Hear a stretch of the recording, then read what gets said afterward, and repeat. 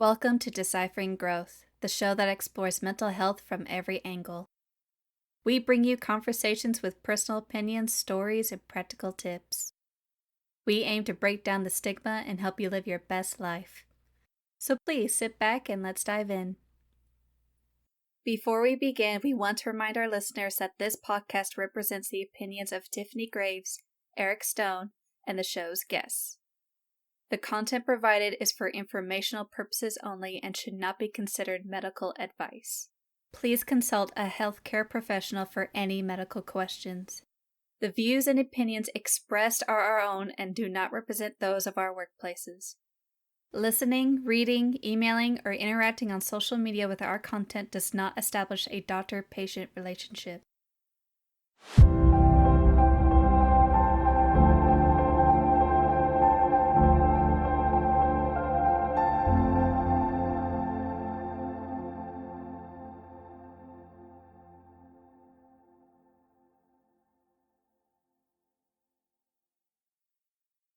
All right, we are here today to talk about the tumultuous atmosphere. Yes. So we are going to just be cognizant. This episode will release a day after the election, the general election in the United States. So we just want to say we are not fortune tellers. So we do not know for sure one way or another how this election is going to go. But we do know that regardless of who wins, there's going to be strong feelings on either side of the aisle. So today, rather than say, "Hey, this is who Tiffany and I are voting for and why," we're just wanting to give some practical support for how to navigate. Because even if you're Republican, Democrat, Independent, you're going to be interacting with people who see politics differently than you, and so we want to just offer some support of maybe how to handle that if you in case your candidate did not win and maybe you're seeing things at stake, like maybe if one candidate is elected, what that means for the LGBT plus community. If one candidate is elected, what that means for other beliefs. So I want to make sure we frame this not bashing either side, because I think one of the things is that there are reasons why people view it either way. And so I just not to I don't know. I think it could be more helpful, Tiffany, if we try to speak to everyone right now versus speaking to, I don't know, one side of it, because I think both sides are still going to need to be able to have some of these harder conversations. Yeah, and one of the big points that I had to bring up to talk about for both sides that all people probably are going to experience in some shape or form is social and familial divisions. Elections are very good about heightening political polarization, which can strain relationships and create divisions within families and or communities. Yeah. So we just aren't all going to get along sometimes, and that is okay. And we don't need to feel bad about that. It's not a hey, something bad is happening, and that's why we're not getting along. It's just we're not going to see anything the same. Tiffany and I get along really well, but I know that if Tiffany and I talk long enough or explore things long enough, we'll probably find something that we see differently. And so that isn't meaning that Tiffany's doing anything wrong or I'm doing something wrong. It just means, hey, there's something that we're both seeing differently here. And that can be positive, it can be negative, but it doesn't have to be. So, one of the things we talk about in couples therapy with the Gottman method is just this 2 minute check in for a conflict conversation. So, if you realize that after 2 minutes, the conversation is not going super well, and there's a lot of heat, and you're feeling very angry and upset, that's a good moment to leave that conversation. You don't need to sit in that conversation. Typically, things after the first 2 minutes, when we're talking about an argument, it doesn't slow down after 2 minutes typically. So if Tiffany and I had started the podcast and I was picking at her and saying, "Hey, do you really think the Bengals actually are good?" You can't see this, but Tiffany's wearing a sweatshirt of the Bengals, I think. Oh, no, it's Or is it FC. It's FC? FC. Oh, okay. Thank God. That's so much better. No. I love that. It's ironic. I'm now just realizing they both have the burnt orange. I wonder if they did it on purpose. I would almost guess they did. But we can find something. And so if you had heard us kind of picking at each other and going after it, and Sidney's like, yeah, well, do the Colts even have a quarterback? I don't know, something like that. Like you could probably tell we're kind of not in the grounded space. And if we had kept going for 2 minutes, probably not going to go super well. Probably no one would want to listen to that podcast. I wouldn't, just to be honest. So that's what we're kind of talking about. So after 2 minutes, just kind of like, hey, you know what? Let's slow down. Let's take space. That's one of the just very practical things of just really monitoring, like, okay, what energy am I giving this? Where is this coming from for me? We don't always know. And so that's the part where I would just give everybody just space of like, we're all trying to do our best here. And we don't always know that we're having a reaction. So I, at the same time, would say if you know that Uncle Jimmy or cousin Tina like always gets you go and they take shots and they try to troll you and make you upset, maybe don't talk to them for a few days after the election. Maybe you're like, well, I can't do that. We work together. I can't do that. We go. Maybe just put that boundary up of, hey, I'm really glad the election's over. I don't want to talk about it anymore. Like that could be a very simple, distinct way of like, hey, I'm not going to talk about this with all the other things. So those are some of the practical things. I think sometimes people get caught up in the I should be doing this, so I should be able to have this conversation. I should be able to be there. Or the other way, I shouldn't have to leave the conversation. I shouldn't have to put up those boundaries. So really, if just speaking to all of it, like you have to do what's best for yourself. And sometimes what's best for yourself is not entering a conversation or entering into one, or just like not engaging with it for a good portion, like a full, just I'm not going to engage in that. So that's some of the stuff that I would probably try to give a little context to just on the front end of like there are some practical things to do. Um, but they all take a little bit of forethought and planning. So if you're still reeling after the results today or frustrated or, insert whatever news story is going on, like maybe just giving yourself a moment to breathe and take a step back would be helpful because it's just, there's a lot of frustrating things that can be seen by all of us. So yeah, go ahead, Tiffany.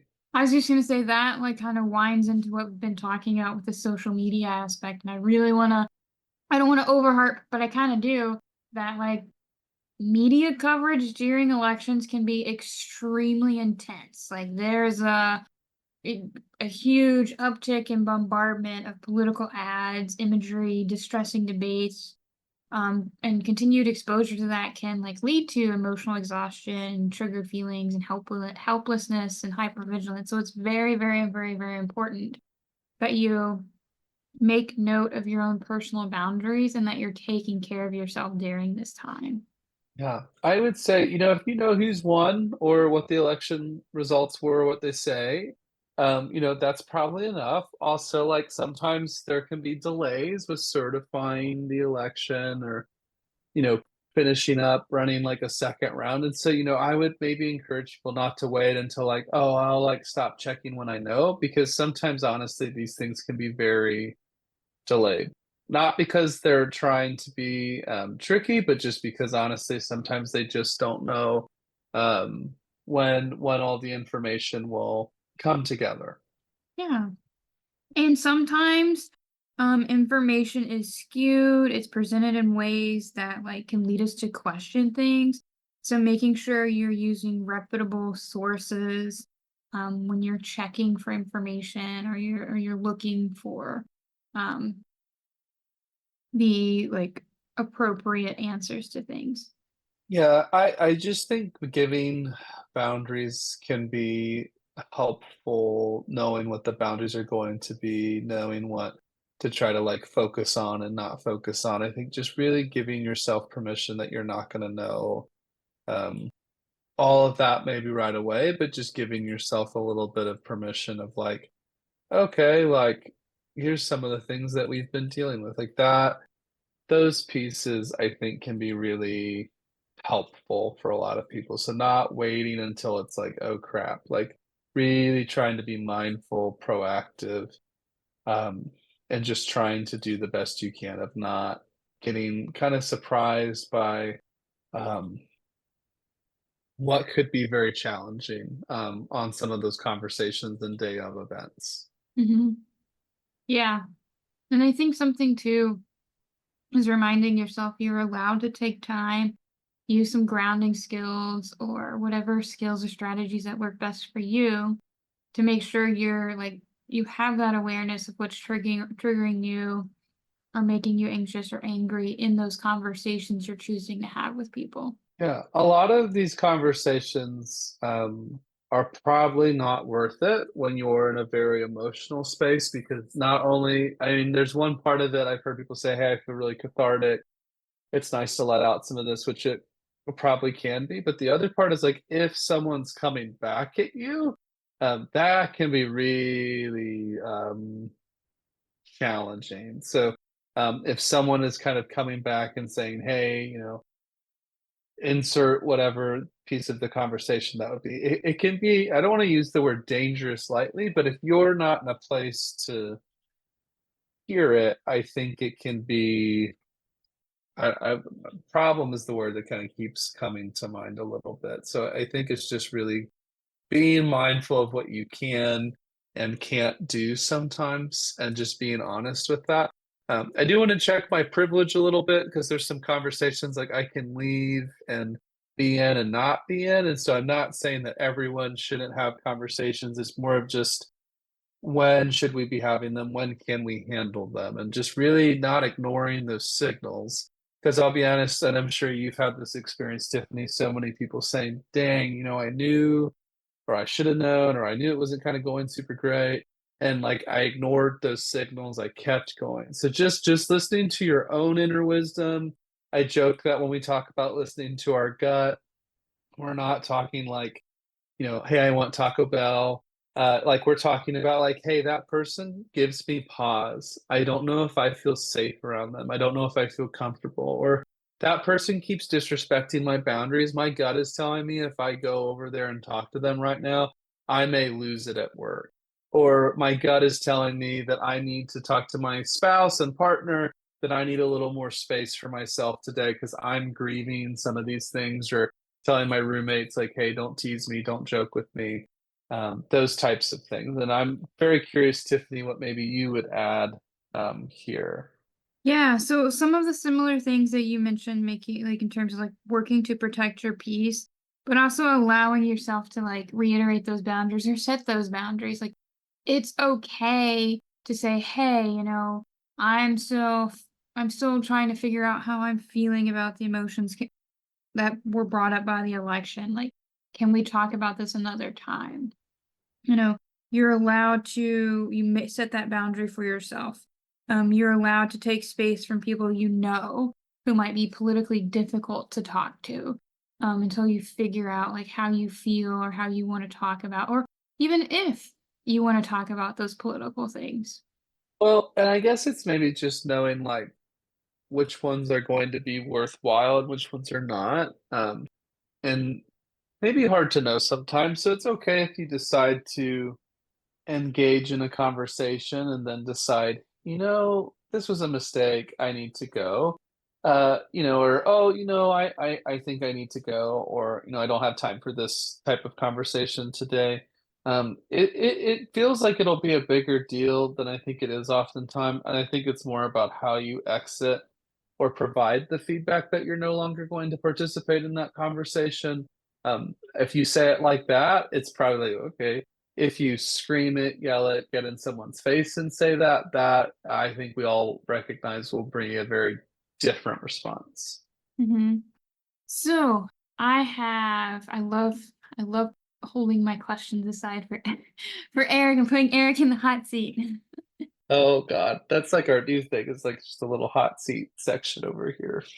So if because you do a lot of couples work, so you have a lot of valuable information on how to navigate like things in relationships. What happens if I'm in a relationship and my partner kind of gives me not like super hard rub, but a rub of like, haha, your candidate didn't win kind of vibes? Um, well, when you ask that question, I'm assuming someone asking that question is like actually a problem. So I'm just picturing someone like it did cross a boundary or a trigger type of thing because there are lots of couples that don't see eye to eye on all political issues. So I think it would be like, hey, whatever you feel comfortable, like, hey, I don't know if that's necessary, or let's maybe not talk about that right now, and then maybe in a calmer place coming back and discussing. Now, I don't mean to say you can't say in an angry way, like, hey, I don't want that right now. That's not okay. I just think if you're noticing a really big spark and it's like, oh crap, there's a lot there, it may sometimes that will take over. And so then someone's not really hearing the validity of what you're saying. They're just hearing the emotion of what you're saying. And sometimes that can be helpful, but sometimes it cannot. And so that's another one of those I would maybe try to trust gut and check in. But I do think if you're the partner who has missed and made a joke that hasn't landed, I do think it's on you to follow up and say, hey, it sounds like, my comment didn't go super well. Like, I'd love to kind of know what was going on for you. Just inviting that feedback. I will also say, though, don't do that immediately because when you're immediately going to someone and saying, tell me what's going on, when they may not be grounded, that's for you. That's not for them. And so sometimes it's that, like, oh, I just don't want you to be mad. I don't want you to be mad. And so there's different attachment styles that I'll try not to nerd about, but that can happen very easily. It's like a cycle that can Mhm. just play out very quickly for a lot of couples. Yeah, and on that note, because I've encountered this quite often here lately, is how do you respectfully kind of like communicate that to a partner who has that like I gotta fix it right now mentality to help them understand like that you need space? Well, in the Gottman method, they talk about this idea of a break. And so, like, I want to just give some context for that word. So, a break is not, hey, go get a hotel and get out. A break is like, we're flooded, we're frustrated, this isn't going to go well, we need to stop talking. So, that is their version of a break. And so, a break is taking 15 to 20 minutes, usually 20 minutes physically apart, so not in the same room doing something else that is not the conversation you were having. And so I want to be very specific. If you sit in a room and stew and prepare your points to win the argument, that doesn't count. That's not a break. That's just you moving yourself and still in that energy. But going and angry cleaning, going and playing a video game, walk your dog, go outside, whatever those things are, like that's a decompression, then coming back. But I'll be honest, some people's breaks, they need more time. So that would be something of like taking a break and saying, hey, break. I don't want to allude to who my clients are, but I've had clients give these all types of different names. So they didn't use the word break. They're like pause. If you've ever seen the Snickers commercial, they're like Snickers. I've had people say, just a hand signal. It can be a lot of different things. I won't lie, I kind of really like the like Snickers analogy. Yeah. But what are your thoughts hearing that, Tiffany? I love it. It's something I've tried to communicate with individuals I work with. But like I'm not relationship trained, so I always warn them. I'm like, hey, like this is a great tactic to use, like in terms of like helping you and your partner understand, like we want to take a break and like process our emotions before we come back, so we're not engaging from an emotional brain standpoint. We want to use all of our brain. Um, Mm. and some people find it helpful, some people don't. But I think it's because like I'm not working with the whole couple. So the other person is like, this doesn't make sense. Like I still want to fix the thing. Yeah. I think it's just because of maybe like how we saw our guardians display conflict and it was like a big problem um with like, oh, if there was a conflict and it didn't get sorted, like da da da da da da da da da. Like that can feel like really distressing to a lot of people, but I think it's just embracing the awkward a little bit in finding some of this, but I can't stress this enough. Like, if we're talking romantic relationships, we need to do that activity, that kind of planning when we're not raging pissed at each other. And so, like, that's something where it's like you got to set up some of these things, not in a big crisis conflict. So, like, when we talk about, like, hey, how do we figure that out? That's something where we really want to, like, make sure that we're not just like pushing that information, like, or pushing that forward, because you're not going to be able to accomplish that randomly in the moment type of thing. Right. Yeah. Yeah. I don't know if you use the emotional, like I think some people call it like lizard brain, reptile brain. Our emotional brain gets activated when that's activated or open. It's a lot harder to engage in productive conversations. Yes, I mean the brain pathology is a part of this. It's a lot. But also I just think like every person's different. So like I'm sure you guys are hearing me breathe or pause a little more because like it's very hard to say every couple this is how it will be. Every relationship this is how it will be. Or every situation like so when we're talking about interactions, like people can be surprising. You may think someone's going to be just horrible about something, but they may be great and show grace. There may be people who you think are going to be fine, and they're the ones that say the out of pocket things. So I think just not playing too many scenarios out, like obviously stay safe to yourself and others, but sometimes we play this out a little far, like I mean 5, 7 layers deep, when it's just Mhm. really like a Yeah. maybe just one layer is enough. So what would you say is some of the best ways to find support like after this very charged election, um for people who are feeling either emotionally overwhelmed or unsure maybe where to start? Um, it's okay to feel wounded. It's okay to feel shocked, frustrated. It's okay to be concerned about the stakes of things. It's very hard to talk about this without getting like showing our cards. Do you know? I don't know if you're feeling that, Tiffany, but it's hard to like talk about this because it's so personal, and not like start to let um, personal politics show. But I think it's if I can just offer any encouragement that like I get to work with so many wonderful people on both sides of the political spectrum, and it really is a spectrum. There's middle, there's right, there's left.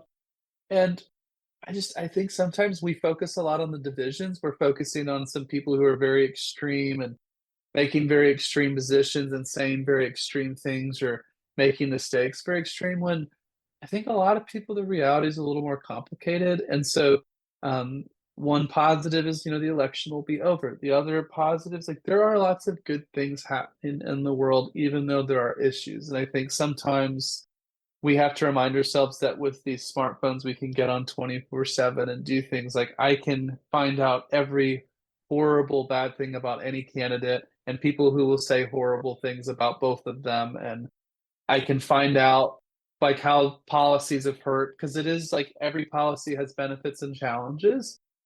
And so I think we just really have to like kind of like explore some of those nuances and know that like I don't know. I just sometimes think we've come a far way, Tiffany. I know we've talked about this off mic about like the state of politics and this idea that if you see politics differently than me, you just don't. It's not just that we see politics differently, it's that like you're my enemy. And I do think dialogue like that, I get the feelings of that, but I think when things are framed that way, what space is there for someone to change their mind? What space is there for someone to share why they believe something differently? And I just don't think you can. I don't think you can say things that loaded and then be shocked when no one wants to dialogue with you about why they have done certain things or thought of certain things. So I don't know. I don't know. I'm not also pretending to be an expert in politics and how everyone should run, but I guess I'm a sucker because in college I did this program called the Center for Public Service, and it was all about like public good and serving everyone. And so literally it was like, I went to a Christian college, but it was like it doesn't matter like faith, religion, it doesn't matter politics. It's like about you going in and helping the most people, doing the most good.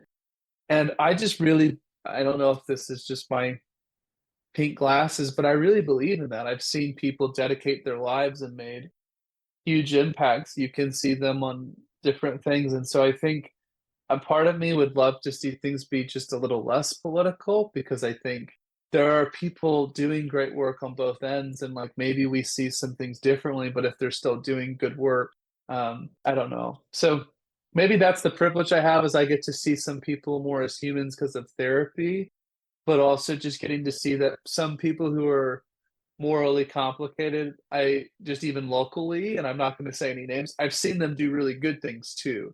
So like I have to check myself. If I have this image, I have these feelings about certain things, but then I also see the good they can do, and I have to sit with both. I can't just do that thinking error where I'm like, oh well, me running late because I just had a hard day.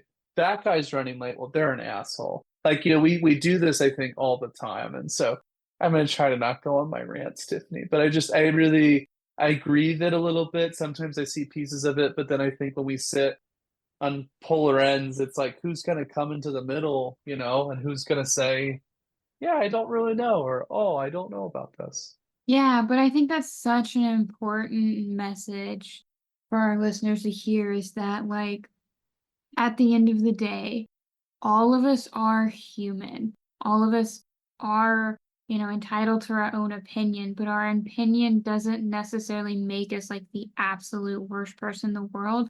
It's just a belief and opinion that we hold. We can still be good humans towards other aspects of our lives. Yeah, it just kind of reminds me of like, I don't know. And I want to be clear because I always feel, I was like, this is like a left end of the political spectrum, right end of the political spectrum. I think there's both as much dialogue about that ends da da da da da, that ends da da da da da. They do this, and it's like, like I guess sometimes I have to remind myself I'm grateful for the tension. I'm grateful that we can disagree civilly and have that discussion and a peaceful transfer of power, and freedom to express some things. And so I think this is a part of it. It's that trade. And so I think we all don't enjoy how long the election season is, which we don't have enough time to talk about. But, Mhm. I don't know. I just had some relationships in my life where I realized 90% of what I was talking about with them was the 10% window of what we see different. We weren't talking about all of these other things we have in common. We just like narrowed in on like, you're voting for that candidate, I'm voting for this candidate, and you're wrong. And how could you do? And I'll be real. I like to think of myself as a persuasive person. I can sell something, I can influence. That's not what those conversations were leading to. They led to me getting very resentful and angry with that person and us having some distance.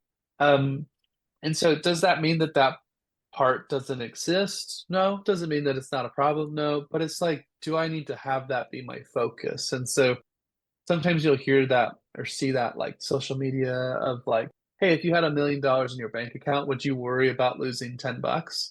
And usually the answer is no. I have some very financially prudent people in my life that are like, no. I would be like, where is it? And I'm like, I respect that, but the point of that is like, if you're just losing a little time, why sunk cost keep going after it? Why keep focusing? Like, you can't control what people think or believe. We can try to influence it, but that's just, I don't know. No one's changing their minds in a Facebook comment section. Nobody's changing their mind because you attacked who they are as a person. As a social site person, they have found that it's like a rebound effect. The more you confront viewpoints not founded in evidence, the harder people lean into that viewpoint. So you can't just be like, fact check them to death. All it does is confirm what they already believe. So maybe that's discouraging to some listeners. I don't know. But if you're in a comment section and you're like, boom, boom, boom, boom, boom, boom, like, you're actually not helping them change their mind. You're helping them dig in, which sounds kind of counterintuitive. But that's what's happening there. I have a smirk on my face. I know you guys can't see it because the only thing that comes to mind is like a toddler. Like when you tell them they can't have a cookie before dinner, and they like dig in and they're like, I'm gonna find out the reason I Yeah. can't have cookie before dinner, and you're just like, it's just Yeah. not healthy. Well, And I just think there's some nuances that could be lost. Like we don't know why someone believes the way they do on certain things. You don't know if it's trauma. You don't know if it's family. I mean, you just don't know. And honestly, we're not entitled to all that information from someone. And so I think um, we just have to be honest about why we think the way we think. And um, yeah, I think there's room for it to grow. I think there's room. So I guess I've been trying, I don't know. I think if you're one of those people listening, you're like, I feel really hopeless. I don't know if there is anything. I'm not meaning to say that like there aren't people who are just super nasty and toxic and you can't have them around. That's not what I mean to say. But I'm just meaning to say, I think if we frame it and center it differently, it can be helpful. So the only add-on I'm going to just throw out here is I know within the LGBT community, there are a lot of just importance with elections and different candidates and positions. So I'm not trying to make light in any capacity of those feelings and things that are going on. I'm not in that community. I can't speak to that lived experience. I also just want to like throw out that like it's one of those things where I honor those feelings and I honor that that's the perspective and also just trying to find some margin because I think there are some like there are some people that vote off one issue and that's not one and so they're not mentally saying hey I don't respect your rights or something. Now it's fair to feel the way of that but I just think that's one of the things where I kind of I grieve a little bit just because I'm sad for them that they're going through that experience. And I'm sad that maybe some people don't understand how people could react to that and feel it. So I think the feelings are valid. I think it's like what do they mean and how do we handle them is where I get a little nervous, if that makes sense. But I got to check my privilege and that I'm going to check it before Tiffany you even need to. But that's something that I do grieve a little bit with just some of the dialogue right now, to be honest. Yeah, it's a really difficult um kind of position that we're in coming up on a really um and this might be a like controversial opinion in terms of like I think the election is going to have fallout no matter which way it goes. There are going to be Yes, it will. a lot of people who are going to be emotionally charged and emotionally hurt. And the way that I'm trying to encourage people to approach it is like, just remember they're human. Like, just remember, like, they're human. They held a belief, their belief got squashed, like, and that hurts. Like, Yeah. Well, I mean, if you look at the last two elections, like that would be a really good, I think, example, right? So if we look at mhm, like 2020 and 2016, like there were lots of emotions for either end of the spectrum in those elections. And their feelings are valid. Like, I think the challenge we're coming to in this current moment is like feelings being reality for everything. So, like, I can feel how I feel about something, and like it also sometimes can show up differently. And so, I think that's the challenge, and like some of that takes time. mhm. Yeah, time and understanding and space to process through all of the things that come from such a difficult. I mean, some people might disagree, but like some people probably are in the same boat and I'm in, and that like no matter which way you go, there's some aspect of the decision that's going to be difficult, whether it be from like the political standpoints, whether it be from like, what relationships you're impacting based on the decision that you like decide to make. Like, there's those unintentional hurt that will occur in some shape or form that you may or may not never like even talk about because it's so like controversial or sticky of a topic to address. Yeah, so I think I missed some of that too because I'm just like it's just it's like a drain energy. So I want to make sure I didn't miss it. Like, was that a question for me? I don't want to like leave you hanging on red, especially in a podcast. It was just me kind of like more of a statement in terms of like helping people, like kind of like reiterating that like a lot of people are going to be hurt. Like I know like how I'm going to vote. And like while I know like I'm not intentionally voting a specific way to hurt, some of the family and friends that I have, like, I know they're going to be like, they're going to be hurt and like have feelings about the way that I'm voting because it's different than the way that they're going to vote. And just being and recognizing, like, as a human, like, they're going to have those feelings. Those feelings are valid for them, and like figuring out how to create space so that like I'm not projecting onto them like my inner frustrations about their choices, but allowing them to have the space to like be valid in like the stuff that they're feeling and experiencing. So wise. Grateful for you, Tiffany. Grateful to It's hard yeah, though. no, Like, it is. It's just it's very nuanced. And so if anything, just like, I think we're both very good therapists and we're both sitting here really having to think through like how do we do this? How do we not? Just for ourselves and even how we talk about it. So I just want to affirm, whether it's family or friends that are like family, like it's okay that we don't all see things the same. I know it doesn't feel like that all the time. But it's just how can mhm. we navigate that? And so I don't think there's anyone that's like, oh, I don't know anyone that sees differently than me. And so there's just some tension that can come with that. Um, so wherever you find yourself listening to this, if this is the day after the election or a week after the election, like it's okay. And it's okay if it feels a little raw or if it's something like to go under. I myself can't wait for the targeted ads to stop being all the political ones. We just don't have enough time, but I think they're all garbage. Like just the production value is very low. And Ugh. like sometimes I think insults the intelligence of who they're trying to influence, if I'm being honest, where I'm like, am I supposed to think that I don't know. It just seems like low effort PowerPoint images copied and pasted. It's like if you guys need a laugh, maybe you don't, but there's a fantastic Parks and Recreation episode where they do like this mayor election, I think, of Pawnee, Yes. and they do like smear ads, and they're so funny. And I just like this is all very lighthearted, but it's like, oh my God, why can't I think of his name? He's so funny. He's so funny. Are you talking Ron Swanson? No, the guy that's campaigning is Bobby Newport. This is so embarrassing. Somebody's gonna respond and Oh, be like, "How did you forget this actor's name? He's Ant-Man. He's hilarious." And I'm literally, I know who you're talking about. oh, this is bad. Someone's gonna message us and be like, "I can't believe that you guys don't know." This is like proof to the testament that this is. Paul Rudd is the Ant-Man actor. Oh, I'm never gonna forgive myself. I really hope Paul Rudd never hears this because he's such a good actor. I doubt that he would, but I'm like, I'd be humiliated. But he plays it so good. And they do a smear ad on him where it's like, Bobby Newport never worked a day in his life. And like Leslie Knope's like, no, no, no, we can't use those. But they're like, but they're so effective. And she's like, no, we won't.